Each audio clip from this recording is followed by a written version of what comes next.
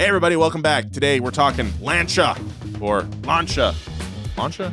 Or Lancia. So many times I forget how to say it. It's not Lancia though, I know that. It's Lancia. Lancia. We're about to launch into this podcast. Yeah. We just talk about like let's get scummy. Yeah, we'll workshop that. But in the meantime, here is the story of one of the coolest and most heartbreaking, I think, car brands. It's Lancia. Lancia as a company has been around for more than 100 years. Their impact on automobile manufacturing and motorsport puts them in the upper echelon of car brands. From the first unibody chassis construction to the first V4 engine to their staggering amount of rally championship wins, Lancia deserves their seat at the table. Yet nowadays, they're largely forgotten and irrelevant. So, what the heck happened? Where did Lancia come from? And how do they make cars to rival Porsche and Ferrari? And how do we go from the Delta Integrale to the Ypsilon? This and much more coming up on Past Gas. And yeah, it's pronounced Lancia.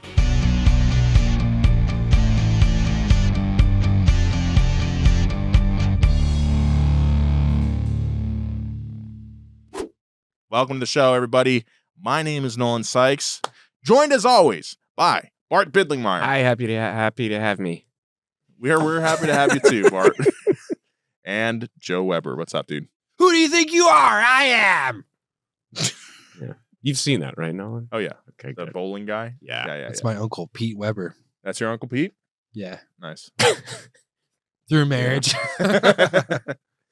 Yes, so it is not pronounced Lancia like I thought it was in 6th grade when I saw it in Gran Turismo. It is pronounced Lancia. We're going to get that Like right out of the way. Like lawn chair if you're from Boston. Yeah, Lancia. Lancia. Lancia.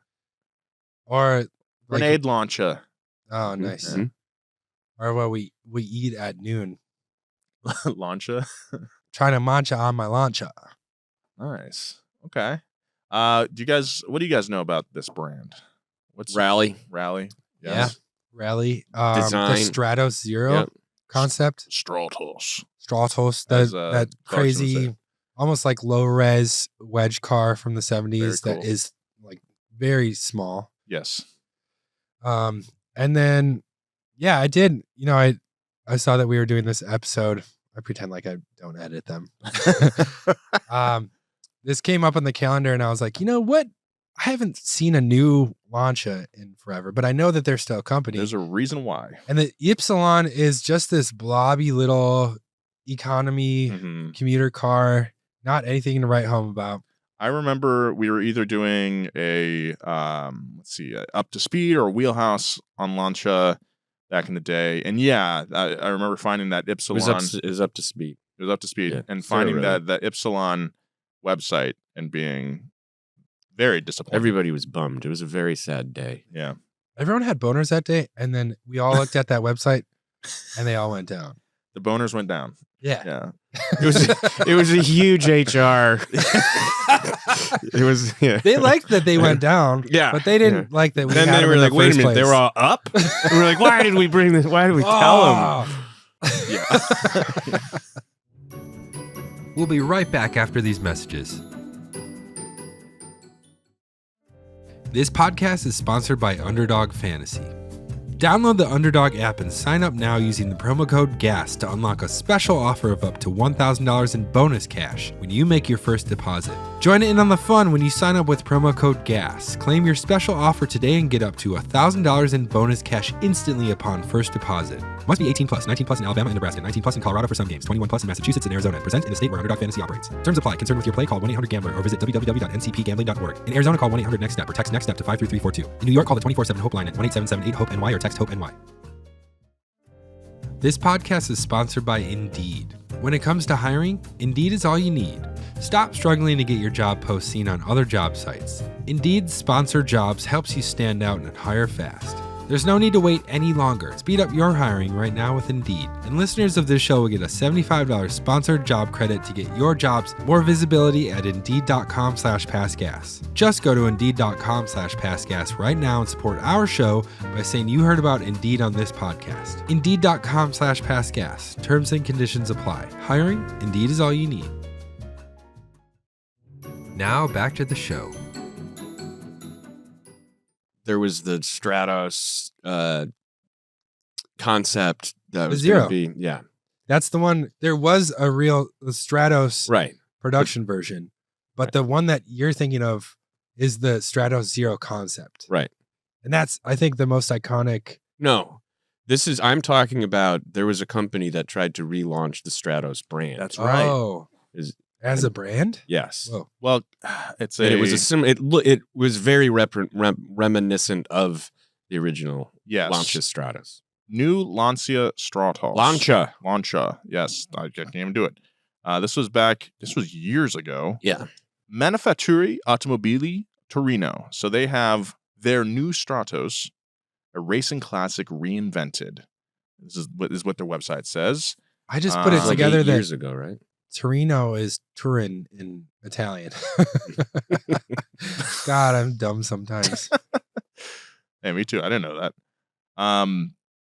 But it is not a Lancia. It is an independent company that are making something that looks like Stratos. It's like when people take it upon themselves to make donut stickers, and you're like, "That's cool." Like, we also make those. We do. All right. So should we get into the story? Yeah, let's hear it. All right. We'll hear So all about it. Vincenzo Lancia was Owners up. Vincenzo Lancia was born in 1881 in the small village of Fobello, Italy, near Turin. His father was a wealthy soup manufacturer. Did you say suit or soup? Soup with a P. Okay. So we're talking minestrone, Tuscan kale and Why bean. does it say manufacturer? Who manufactures soup? You cook it. Is that Maybe he's putting it in cans or something. all right? Yeah. So his soup daddy made his money in Argentina before returning to Italy. When he was 18, Vincenzo began an apprenticeship with Giovanni Serrano, a bicycle importer in Turin. Serrano became part of Fiat in 1900, and Vincenzo was promoted to Fiat's chief inspector at the ripe old age of 19. There's always that not always, but that crossover between bicycle manufacturers becoming automotive. It always happens. Peugeot. manufacturers. Can you imagine entrusting a 19-year-old with like chief inspector role? Yeah, well, people only live till about 40. So he was like So- elder at that Yeah, point. he's middle-aged. So Vincenzo's role with Fiat involved test driving, and Vincenzo's skill behind the wheel impressed his bosses, who invited him to drive their cars in races. He entered Fiat's second race ever in 1906, the very first French Grand Prix at Le Mans. It was very different from what we think of Le Mans nowadays. The circuit went 64 miles through neighboring towns and ended back in the town of Le Mans. Drivers were to compete 6 laps per day for 2 days. Vincenzo got off to a great start and led the first lap with a time of just over 53 minutes. So more than 60 miles per hour More average. So he's On probably the worst roads. Cobbles. Yeah. The unpaved roads Yep. kicked up so much dust that Vincenzo and other drivers were suffering eye problems. On the second day of the race, Lancia's co-driver could not be found, so Lancia had to jump in the Fiat in his street clothes. Despite the valiant effort, the car had to retire due to mechanical issues. Lancia knew there was room for improvement, so he and his colleague Claudio... Wait, did you look at me for mechanical issues? Because I'm a robot and I'm always Yeah, spewing oil everywhere. I gotta grease your elbows later. I just remembered that. Lancia knew there was room for improvement, so he and his colleague Claudio Fogolan left Fiat to start their own factory with a focus on building race cars. However, things got off to a terrible start when a fire devastated the factory and destroyed their prototype chassis, delaying production. Eventually, the first prototype debuted at the 1908 Turin Motor Show, the Lancia Alpha. Like, you don't know if it's like a fire truck or like It's a true. race car. Yeah. It had a 2.5-liter side valve 4-cylinder engine with a power output of 28 horsepower and was notable for its innovative engineering, along with the first conventional all-coil spring suspension. I feel like that's cool. And also, it's very analogous to like a 2.5 liter 4-cylinder is very reasonable to have nowadays. Although I'm looking at this one and this looks like it has leaf springs. It's still a spring. Maybe a version of it had Maybe. coil springs. Maybe. Also, 28 horsepower from a 4-cylinder in the like 1910s is pretty good. Pretty good. Yeah, it is. Over 100 of these Alphas were sold, and most of them were raced. Here's a little side note. The Alpha was originally named the 12 horsepower, or 12 HP, which was the standard naming system used in Europe at the time that adhered to the tax horsepower rating, which placed higher taxes on higher horsepowered cars, similar to how Japan operates nowadays. In 1919, Lancia retroactively renamed their cars to Greek letters. There you go. It's also funny that they're like, you said it was 28 horsepower, right? Mhm. That's They the called it thing the is 12 HP. Yeah. Yeah. It's pretty sneaky, sis. they're doing exactly what the gentleman's agreement did. Yeah. It's pretty funny.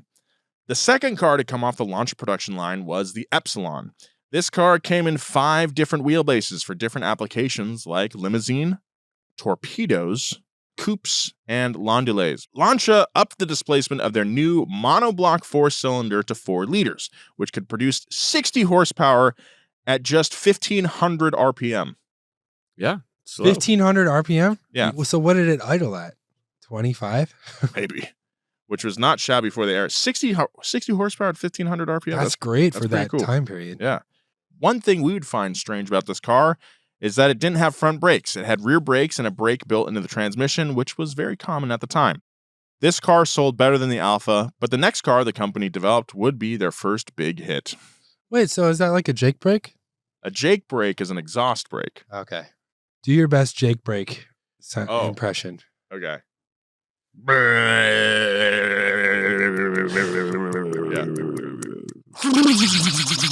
Oh God! you Something. spit all over Yeah. it. My mic. Yeah. I can spit all over it.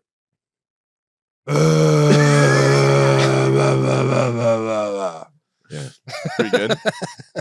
I feel like we all got a shade of it. Yeah. Yeah. Oh yeah. You put all those together. Yeah. Put those all together, editor. Lancia's first commercially successful car was the Theta. Produced from 1913 to 1919, the Theta was based on the Epsilon and had a 5-liter side valve straight 4, double the displacement of the Alpha's engine.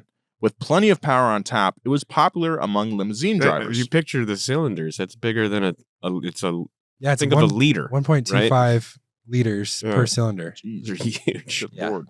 The electrical side included a starter, you had headlights, taillights, a horn, and instrument lights that were powered by a 6-volt battery, a first for European cars at the time. 1,700 Thetas were produced in their 6-year run. That sounds like a nice car. Following the Theta came the Lambda, which was produced from 1922 to 1931. Up until this point, cars were all body-on-frame construction, meaning the chassis was built, then most commonly sent to a coach builder who would construct the body, which was then married to the frame. The Lambda was the first car to feature a monocoque chassis, making it stronger, more rigid, quieter, and smoother. This type of construction wouldn't be seen until decades later when Lotus made the first monocoque race car in 1962, which wouldn't become commonplace in production cars until years after that. But the Theta's chassis wasn't the only innovative characteristic. The engine's groundbreaking V4 arrangement was compact enough that the gearbox could be mounted beneath the hood, which made it a significant departure from the more common inline configurations of the time. By 1925, less than 20 years after its founding, Lancia had made a dozen different cars and helped the industry as a whole progress from a primitive technology to a more viable means of transportation. In the 1930s, Lancia continued to grow in stature, much like myself. After the success the Lambda saw with high-end customers, the company began to focus more on luxury vehicles. Did no one just plug himself? No, I was Like talking his about my stature. stature. I'm talking about my I thought spare I thought tire. your like girth. Instagram stature. No, that's actually shrinking somehow. No, we had that. We put out that video the other day, Yeah. like the 5-year retrospective on our Nissan Zs, and we're like playing like old clips from 2018. Yeah. Yeah. And I was like, oh, put on a few pounds. It's all muscle. It's all No, neck it's muscle. it's all face and neck muscle. Yeah. Yeah. Well, from talking so much on camera, Yeah. you're Yapping. bound to get huge face muscles. Yeah. It's really fun. It's really good.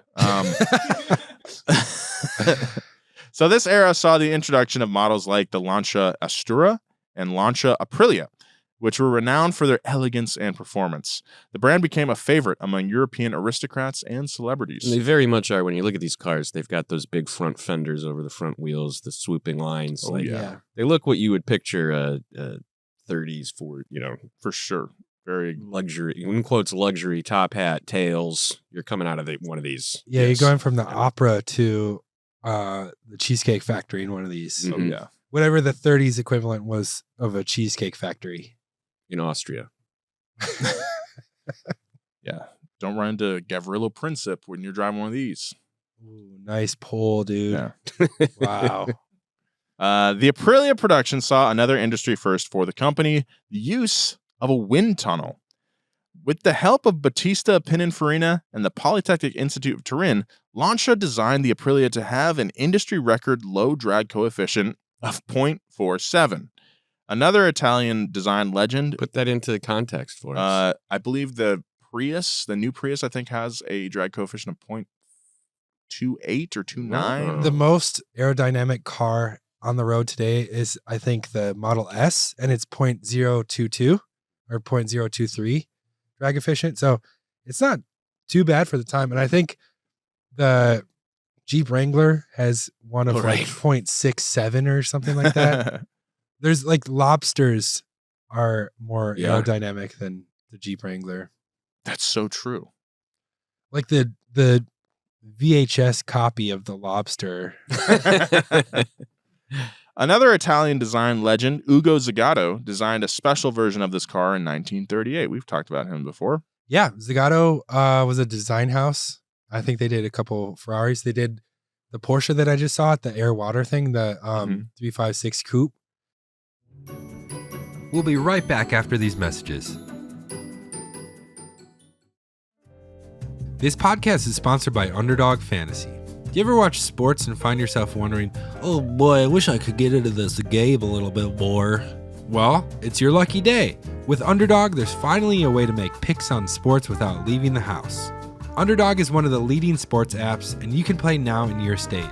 To play, choose whether a player will go higher or lower on one of their stats. We're talking touchdowns, strikeouts, points scored, and they've got all your favorite leagues, teams, and stars to choose from. So I got Vladimir Guerrero going higher than 0.5 home runs. Then we got AJ Smith-Shawver going higher than 4.5 strikeouts. I think he can do it. And Marcell Ozuna going higher than 0.5 home runs. So those are my picks for the week. Download the Underdog app and sign up now using promo code GAS to unlock a special offer of up to $1,000 in bonus cash when you make your first deposit. Join in on the fun when you sign up with promo code GAS. Claim your special offer today and get up to $1,000 in bonus cash instantly upon first deposit. Must be 18 plus, 19 plus in Alabama and Nebraska, 19 plus in Colorado for some games, 21 plus in Massachusetts and Arizona. Present in the state where Underdog Fantasy operates. Terms apply. Concerned with your play, call 1-800-GAMBLER or visit www.ncpgambling.org. In Arizona, call 1-800-NEXT-STEP or text NEXT-STEP to 53342. In New York, call the 24/7 Hope line at 1-877-8-HOPE-NY or text HOPE-NY. This podcast is brought to you by BetterHelp. Mental health awareness is growing, but there's still progress to be made. 26% of Americans who participated in a recent survey said that they have avoided seeking mental health support due to fear of judgment. When people hesitate to get help, it doesn't just affect them. It impacts families, workplaces, and entire communities. This Mental Health Awareness Month, let's encourage everyone to take care of their well-being and break the stigma. The world is better when people are healthy and happy. I think everyone should try therapy at some point in their life. It doesn't have to be now, it doesn't have to be a month from now. It's just whenever it feels comfortable for you. But I do think everyone should try it. And if you've never tried it before, I think BetterHelp is a good way to get into it. BetterHelp has over 10 years of experience matching people with the right therapist from their diverse network of more than 30,000 licensed therapists with a wide range of specialties. BetterHelp is fully online, making therapy affordable and convenient, serving over 5 million people worldwide. And you can easily switch therapists at any time for no additional cost. We're all better with help. Visit BetterHelp.com/PassGas to get 10% off your first month. That's BetterHelp, HELP.com/PassGas. Now back to the show. Lancia as a company had seen significant growth and prosperity, but disaster struck in 1937 when Vincenzo suddenly died of a heart attack. This was the first moment of crisis at Lancia. How old was I think I got his age right. 1937. He was born in 1881, so He wasn't even 56. Oh, yeah, 56. Yeah. What did you See? say? I said 40. By 40, you're done. You were close. Anyways, 56. younger than you would hope to live now. Yeah, definitely. So this was the first moment of crisis at Lancia. Vincenzo's son, Gianni, was too young to take over, He wasn't yet 19? Is that what you're telling me? But the company managed to rally behind Vincenzo's widow and Gianni's mother, Adele Miglietti Lancia. This made Adele the first female CEO in the auto industry, the only female CEO until Mary Barra took over GM in 2014. She comfortably stepped into the role and would lead the company through the turmoil of World War II. During Dub II, Lancia's production shifted towards manufacturing trucks and equipment for the Italian military. As a cog in Mussolini's war machine, this was a dark spot in Lancia's history. Fortunately for the world, the Axis powers lost. Many European automotive factories who were supporting the war effort were bombed by Allied powers, and Lancia suffered the same fate as companies like Fiat and Ferrari. Their factories in Turin were bombed in the early 1940s. The headquarters were temporarily relocated to Padua. In 1947, 23-year-old Gianni Lancia graduated from engineering school and took over for his mother as CEO. This was a mixed blessing for the company. Competitors like Alfa Romeo and Fiat received American economic aid through the Marshall Plan, which was intended to help rebuild Western Europe. However, Gianni and his wife were suspected of being communist sympathizers, so they didn't get any funding. 10 years after Vincenzo's death, Lancia once again found itself on the brink of insolvency. Two major factors helped the company bounce back: a general post-war economic boom and the successful recruitment of Alfa Romeo's chief engineer, Vittorio Giano. Gianni brought Giano in to ensure that his father's emphasis on engineering would continue, and the move immediately paid off. In 1948, Lancia fit the first 5-speed gearbox into a production car. You see the 4-speed. What about a 5-speed? Lancia's next big hit, the Aurelia, launched in 1950 at the Turin Motor Show.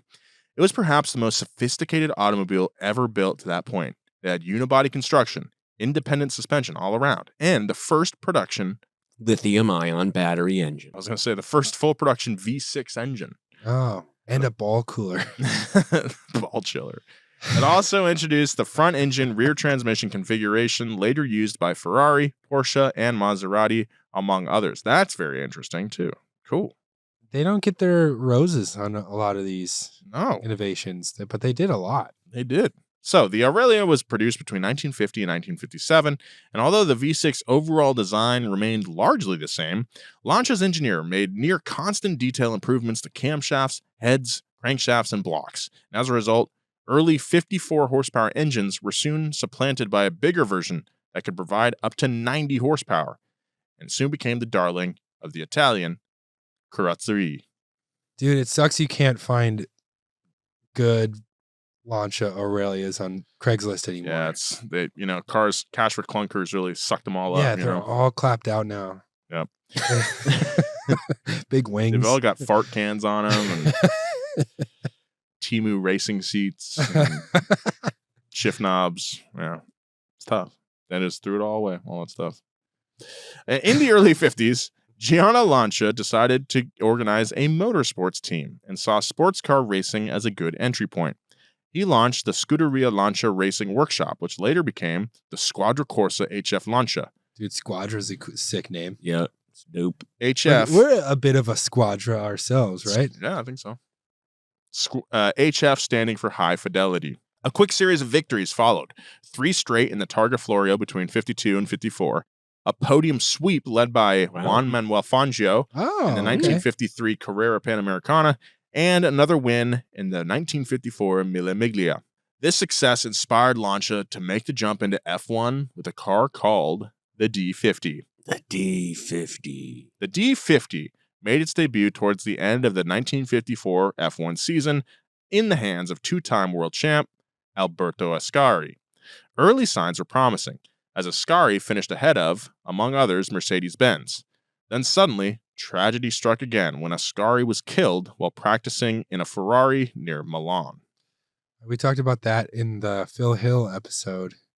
You're like an encyclopedia of our episodes. I never remember what we talk about, but then I Googled this car, the Lancia D50. Yeah. That's so sick. Classic. That's so cool. That's what I thought. Well, it's also when you said torpedo, that's what I thought gotcha. of that, but I don't know what the specific type of body that's called. It's also call it it's like Grand open Prix wheel, racer. but Open wheel tube. they weren't not every company was doing like that car. The body of it goes out to where the wheels are, thus reducing drag. This is one of the Oh. coolest cars I think I've ever seen. It's so sick. I love it.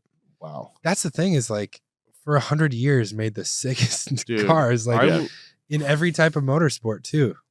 I want to drive one of these old style Grand Prix cars so bad. Yeah. This Dude, is so. we gotta I mean, get this is you probably Goodwood. $50 million for Yeah. this thing, but like, But Jared drove that Jaguar that was $50 million. that's true. Steve I McQueen's. think I'm going to pitch this as an idea for the main channel, getting you to drive in the Goodwood. That'd be sick. That circuit of like the vintage cars and get you in an open wheel racer like this.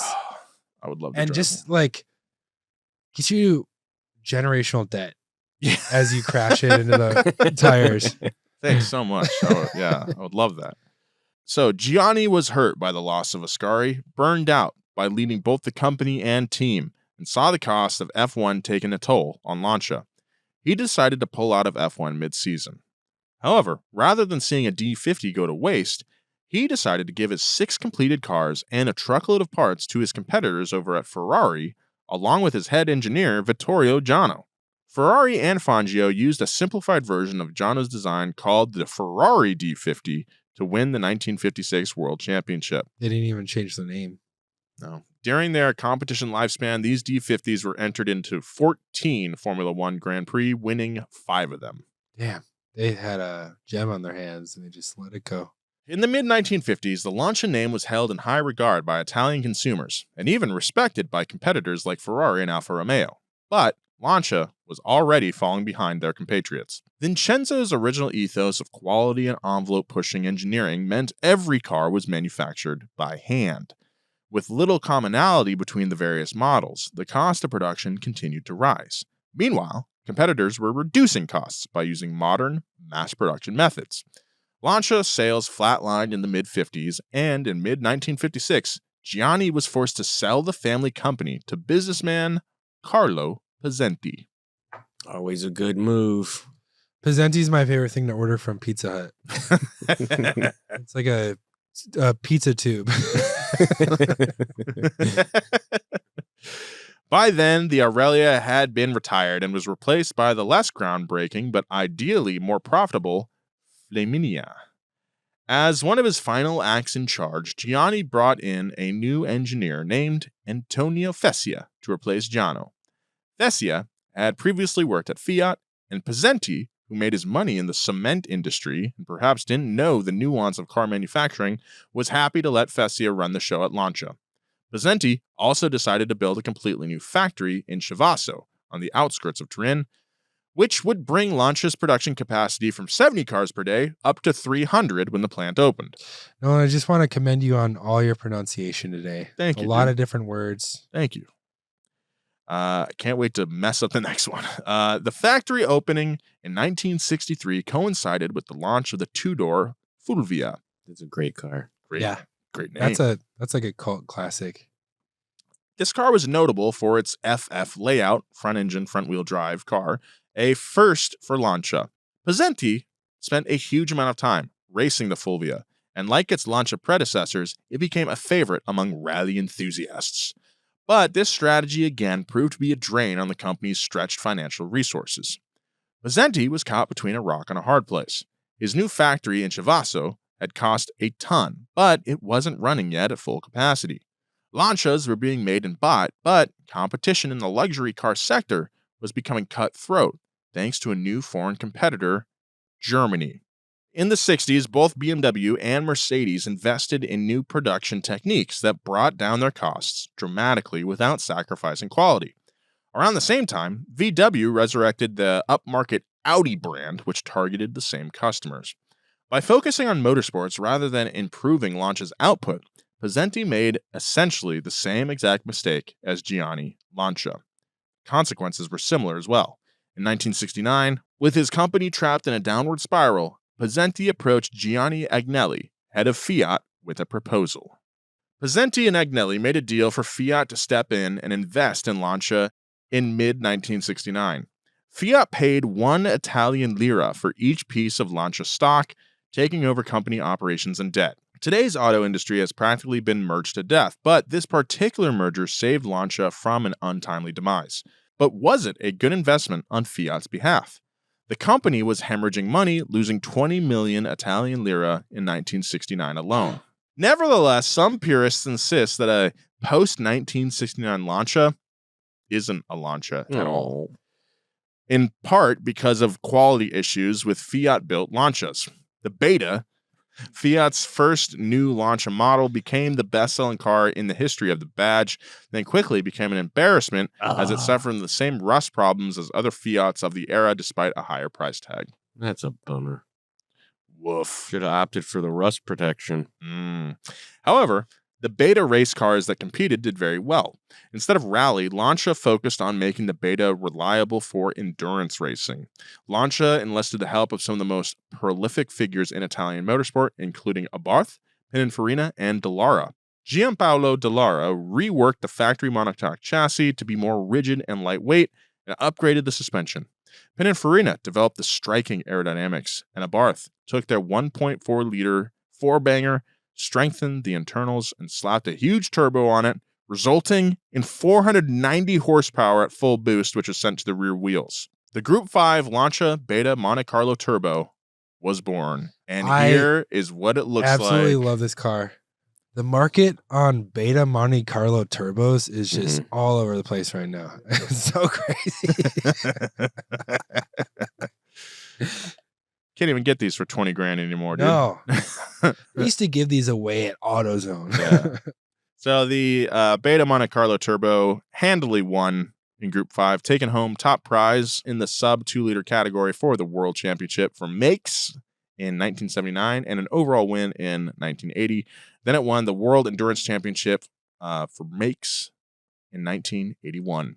The Beta was winning on track, but on the consumer side, the reliability scandal severely damaged Lancia's international reputation. The reliability was about rust problems. Yes. Sales in Scandinavia, Germany, and England plummeted. It was even rumored that Fiat had used cheap Soviet steel, although these claims have never been verified, and the problem was more likely due to poor assembly in the first place. However, the company was doing deals behind the Iron Curtain at the time with companies like Lada and Yugo. Despite the rust problems under the Fiat, other Lancia fans consider this to be the best era in the brand's history, thanks to the arrival of one particular model, the aforementioned and legendary Stratos. This futuristic wedge-shaped success story began at the 1970 Turin show with a futuristic concept by Marcello Gandini, chief designer at Bertoni, called the Stratos Zero. That guy comes up a lot. Sure does. Gandini. It was one of the most striking and iconic concept cars of the time. It had a cockpit that was accessed via a flip-up windshield and a retractable steering wheel for easier entry. The digital dashboard was extremely innovative for the time as well. And sitting at just 33 inches tall, this concept was more reminiscent of a George Barris Custom than the work of a major car brand. The production version design of the Lancia Stratos was tamed down just a little bit, but still maintained just a little bit, the futuristic wedge shape. I mean, it's still crazy looking. Yeah. The Stratos was dubbed the world's first purpose-built rally car. It's one of the most distinctive and aerodynamic cars of its era, combining a compact mid-engine layout with a rear-mounted Ferrari Dino V6, sending 180 horsepower to the rear wheels. That's cool. That's fun. That's a fun car. Yeah. I bet I couldn't fit in this car. Uh, I mean, the concept was 33 inches tall. You'd have to be stretched out, laying down. Yeah. There were even crash helmet bins, quote unquote, built into the doors. Built as a homologation special per the World Rally Championship, Lancia was on the hook to build at least 500 of these things. After entering production in 1973, the Stratos won the World Rally Championship 3 years in a row. It also won the Tour de France Automobile 5 times, and the rally that started it all for Lancia, the Targa Florio. We'll be right back after these messages. This podcast is sponsored by Indeed. In the entertainment business, sometimes you have to hire super quickly, and I always dreaded that because hiring people takes a lot of time. You have to find the right person. It's very meticulous. But what I didn't know is that when it comes to hiring, Indeed is all you need. Stop struggling to get your job post seen on other job sites. Indeed's sponsored jobs helps you stand out and hire fast. With sponsored jobs, your post jumps to the top of the page for your relevant candidates so you can reach the people you want faster. And it makes a huge difference. According to Indeed data, sponsored jobs posted directly on Indeed have 45% more applications than non-sponsored jobs. One of the things I really like about Indeed is that it makes hiring so fast because everything is in one spot. There's no need to wait any longer. Speed up your hiring right now with Indeed. And listeners of this show will get a $75 sponsored job credit to get your jobs more visibility at Indeed.com/passgas. Just go to Indeed.com/passgas right now and support our show by saying you heard about Indeed on this podcast. Indeed.com/passgas. Terms and conditions apply. Hiring? Indeed is all you need. Now back to the show. The Stratos was capable enough as a racer that it was still winning major international events up until 1981. Production cars petered out in 1975 after 492 cars were built, many of them plagued with reliability issues. Another legendary car made its debut around this time, the Lancia Rally, otherwise known as the 037. I did not know that's the proper name. I had no idea either. Yeah. Named after the project number, the 037 started development in 1980 to comply with new Group B regulations. Now, instead of having to make 500 homologated versions, they only need to produce 200 road cars. I love the 037. I think it's way cooler than the Stratos.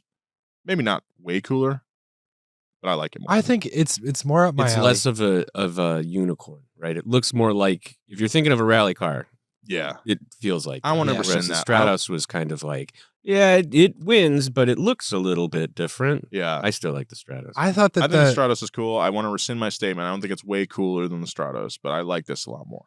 I really like the Delta or the 037 were my favorite Lancias up until reading this story, and then I think the Beta Monte Carlo Turbo. That thing is sick as hell. Has unseated all of those. Yeah.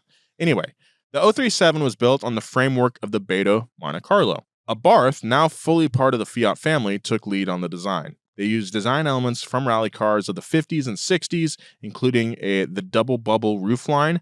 Echoing the development of the Beta Monte Carlo, Pininfarina and Dallara were also tapped for the design. Having just employed a V6 in the Stratos, Abarth opted for a lighter, supercharged inline 4, this time making around 325 horsepower. I want to hear this car. I've heard it in the past, but never heard it just rev by itself. Yeah. The 037 saw some amazing rally wins, including the 1982 WRC Manufacturers Championship. But in the end, there was no beating the all-wheel drive systems. There's a whole episode on Lancia versus Audi in Group B that we did, so if you'd like to hear more about Lancia's rally cars, listen to Past Gas episode 88. We did that a while ago. Yeah. Audi really destroyed rally for a long time in Group B. Yeah, it helps to be able to put the power Use all down four through all wheels. four wheels. Yeah. Mm-hmm.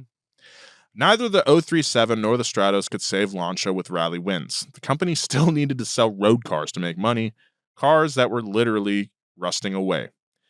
In the UK, Lancia was forced to buy back over 1,000 Betas after it was discovered that their front subframe mounts had rotted away, allowing the engine to drop by 3 inches. That's not a big deal. That's pretty big. Go for it. A subsequent You 6 hear like, oh wait, how much did it drop by? And you hear like zip. A subsequent 6-year, quote, corrosion prevention warranty failed to instill confidence in consumers. The whole episode was a PR and financial disaster for Lancia. It's crazy how that can just ruin a company. Yeah. Yeah. Just you earn that reputation and you can't get rid Well, of it. it's such a big purchase that you're like, I'm not willing to stake Right. my life Well, it's the savings. opposite of what happened with Hyundai, where they offered the 100,000. Yeah. Everybody's like, if that's what you're offering, and then they held up. I'll just get do them. This was a huge disaster in the home of its largest customer base outside Italy. In fact, Lancia's next car, the Delta, would prove to be the company's last model ever sold in the UK. Initially, the Delta was nothing more than a boring family hatchback, made no technological breakthroughs, and wasn't considered fast by the standards of the era. It was also a Lancia in name only, since the Fiat Ritmo and the Lancia Delta were twins with different badges. However, after poor rally seasons in 1984 and 85, Lancia realized they needed to start from scratch with a car that would serve its drivers better. Thus, the Delta S4 was born, combining a twin-charged 483 horsepower engine with all-wheel drive for incredible power and traction. Martini liveried versions of this car dominated the World Rally Championship during the late 80s and early 90s. I love this car. Mm-hmm. We saw one outside And of that our old livery, not for nothing. Oh, the livery. That Martini Rossi I livery. that livery. We saw one. We saw, a road going version outside of our office at our old place. And there was that garage that was like a block away that always had supercars and stuff. Yeah. I remember the guy was just like sitting in it on his phone, and we're like, "Oh, grab a camera. Let's go." I don't know what we were trying to do with it, but the guy wanted nothing to do with us. Yeah, he pulled a gun. I remember that day. Yeah. He said, "I'm going to shoot myself if you don't run away." WRC rules required 5,000 production units to be produced in order to compete in the series, which gave rise to the Delta HF Integrale road car. Eventually, more than 44,000 of these cars were built. This Delta continues to enjoy a cult following among classic car and rally enthusiasts. I wonder if that's where the Audi 5000 name comes from. No, isn't there an Audi 5000? Yes. But if they were also homologating, because it's like, it's not a 5-liter. It's not a. Yeah, you might be right. It's if there was like a way to look things massive, up on a database. A compendium of information. We'll just never know. But Lancia was thrown another twist in 1986 when Fiat acquired Alfa Romeo. Resuscitating Lancia's direct competitor suddenly became Fiat's top priority.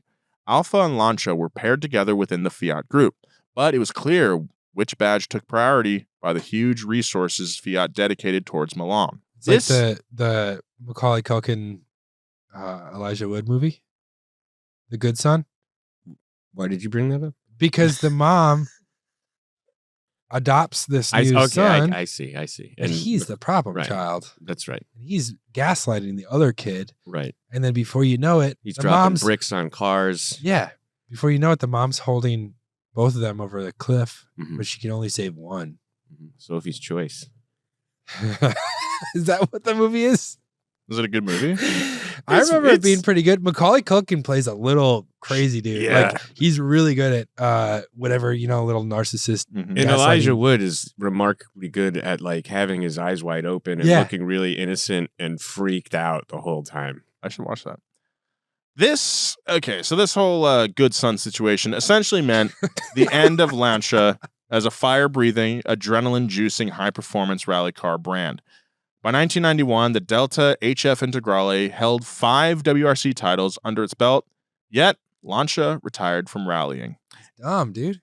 In 1993, Fiat closed the Chivasso plant, switching production to Fiat and Alfa facilities and exacerbating quality control issues. In 1990, Lancia was still selling 300,000 cars a year. That's pretty good. Yeah. That is really good. But by 2010, that number had plummeted to less than 100,000. So what the heck happened? Well, it's hard to succeed when you don't know what you are. Was Lancia a maker of quirky everyday cars? A builder of heavy-duty sports machines? A purveyor of luxury vehicles, perhaps? The answer was... Some other synonym for seller and car? The answer was all of the above and none of the above. After bowing out of rally in the early 90s, Lancia pivoted towards luxury yet again, but the results were mixed. The thesis, a blobby full-size luxury car, barely made a blip before disappearing in 2009. Here's a picture of it. Yeah. That... It's so gross. It's dude, definitely ugly. That's bad. I kind of like it, though. No. I kind of do. It's just... Luckily, the market on those is pretty good. Yeah, I could probably find one. It's like a Pixar character that has really small eyes. Yeah. Maybe it's like the shrew from Ice Age or something. Well, that's not Pixar. Oh, DreamWorks. Yeah. Come on, Joe. Not even DreamWorks. Come on, Joe. The eyes are very small on the face of this car is what I'm trying to say. Yeah. The third-gen Lancia Delta was essentially a dressed-up Fiat Bravo and the company's last attempt at a flagship luxury car. For a while, Lancia was a zombie brand shambling through the Italian market, slapping its badge on rebranded Chryslers, and by 2014, Lancia had been pared back to a single model, the Ypsilon, another Fiat Bravo clone sold exclusively in Italy. Then came Stellantis. In 2021, a merger between Fiat Chrysler and France's PSA Group brought new hope to Lancia fans. Lancia quickly announced bold plans to relaunch as an electric vehicle brand with 3 new EVs slated between 2024 and 2028, a new Ypsilon, a new Delta, and a mysterious third model. The first step in the plan arrived in February of 24 with the launch of the 4th generation Ypsilon, available in electric and hybrid versions. We talked about this at the top of the show. Building on this momentum, Lancia announced the revival of its legendary HF performance division, unveiling an all-new Ypsilon HF, set to launch in 2025 alongside a Rally 4 variant that marks Lancia's return to Rally Championships. In October of 2024, Stellantis doubled down on its commitment to Italy, announcing that despite industry challenges, the upcoming Lancia Gamma, a mid-size crossover, would be built at its Melfi plant starting in 2026. The heritage of Lancia wrapped up in the skin of a Toyota CHR. Well, it's probably a Dodge Hornet. Yeah, Dodge Hornet. With a Lancia badge on which it. is also an Alfa Romeo. Yes. Stelvio? No. What is it? It's got a different kooky name. Tonale. Toenail. Yeah, that's right. Lancia's journey has been nothing short of a roller coaster, from trailblazing engineering and rally dominance into multiple death spirals and back again. Few brands have experienced such dramatic highs and lows. Yet, through it all, Lancia has retained a unique place in automotive history, a name synonymous with bold innovation, breathtaking design, and occasional rusty holes. Whether its electric future will rekindle the brilliance of its past remains to be seen, but if history is any guide, Lancia might not be done surprising the world just yet. That's an optimistic view, but Maybe a I little feel too like optimistic. there's 2 ways brands and nameplates get brought up again, and it's through crossovers and EV stuff. That's just like the easy way to Toyota Crown. bring a brand back. It's a little And lazy. It's never cool. I'd say once in a while it's kind of cool.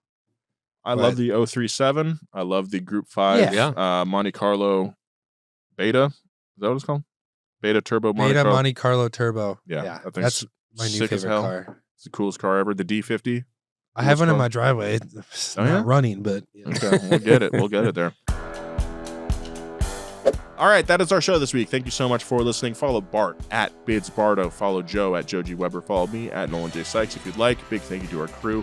Edgar standing right behind the camera over there, and Audrey behind the mixing board. And our writer this week, Greg Nix, always delivers. Crushing it. Make sure you check out the Big Three. It's our current event news show. It's a lot of fun. And we will see you next week. Bye. Bye. This podcast is brought to you by BetterHelp. Mental health awareness is growing, but there's still progress to be made. When people hesitate to get help, it doesn't just affect them. It impacts families, workplaces, and entire communities. BetterHelp is fully online, making therapy affordable and convenient, serving over 5 million people worldwide. We're all better with help. Visit betterhelp.com/passgas to get 10% off your first month. That's BetterHelp, HELP.com/passgas.